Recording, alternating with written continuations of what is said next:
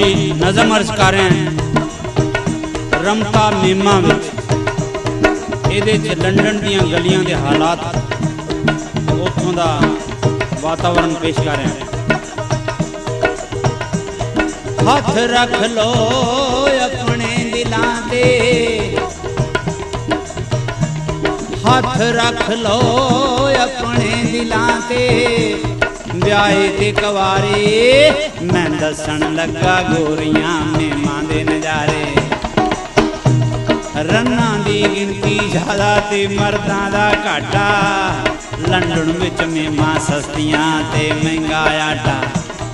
यारो जमना इंग्लैंड दा सब दुनिया आंदी, यारो जमना इंग्लैंड दा सब दुनिया आंदी, जे मैं भी उत्थे जमदा हो जांदी जांदी। इत्थे तां विआह कराउण नूं तीवीं ना लभे।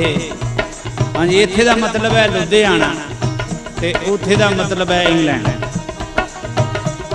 इत्थे तां विआह कराउण नूं तीवीं ना लभे, उत्थे मेमां मेमां फिरदियां सन सज्जे खब्बे। इत्थे तां काले बंदे दी कोई कदर ना पाउंदी, उत्थे काले पिछे हर मने मेरे गेड़े लाउंदी। अपनी उत्थे चंगी मार्केट है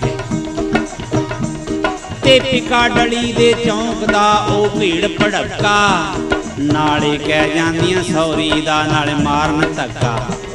मशहूर टफलगर स्क्वायर कबूतरां वाला फुहारा, खा लैन कबूतर वांग जे कोई फस जाए बेचारा।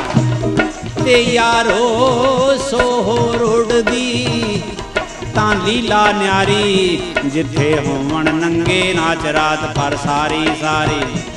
लेस्टर स्क्वायर एक बार विच मैं बह गया जाके, एक गोरी मेम ने तकिया मैनू मस्का के।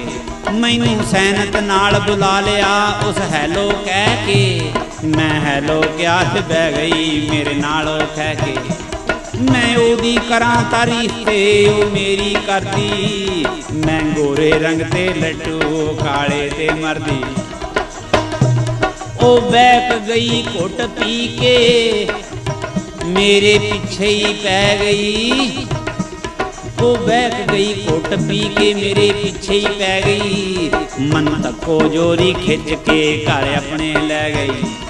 लै आई मैनू हैमस्टीड ओ कार च बहा के, घर वड़दे अम्मा टपक पई ओदी बाहरों आके। बुढ़ड़ी भी नशे च गुट सी आई घुट ला के, मैं सहन गया उस तक गया जद नजर मिला के।